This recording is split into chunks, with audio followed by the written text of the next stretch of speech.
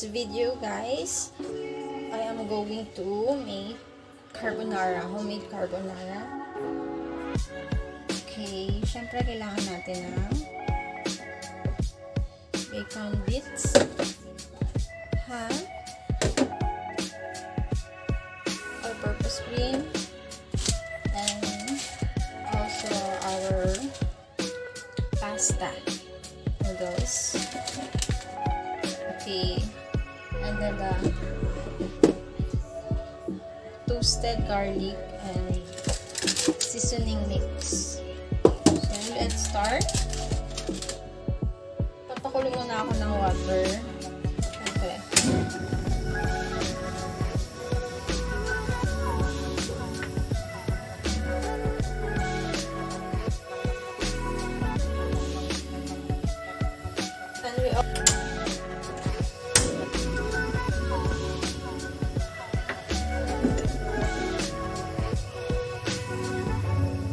So, habang nagpapakulo ako guys ng ating water para palambutin yung ating pasta noodles, isusutay ko lang muna itong ating bacon and ham.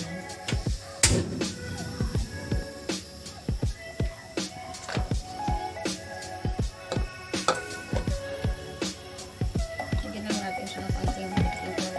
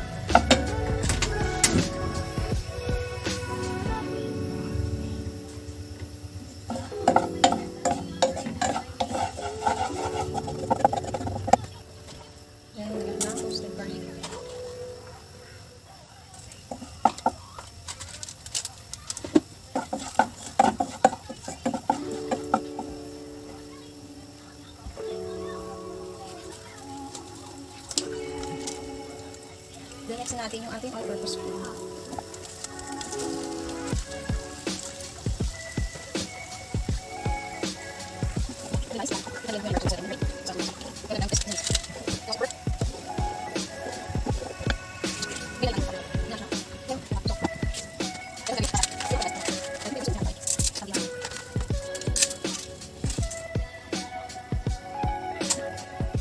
So ito na guys.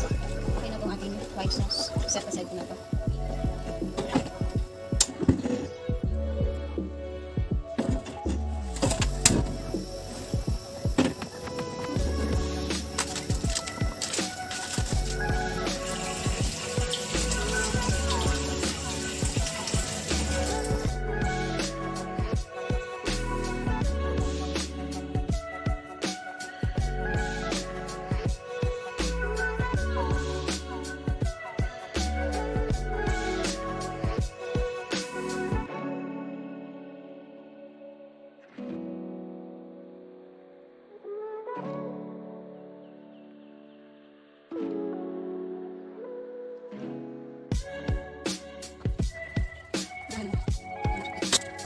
Then saka natin lalagay yung ating white sauce.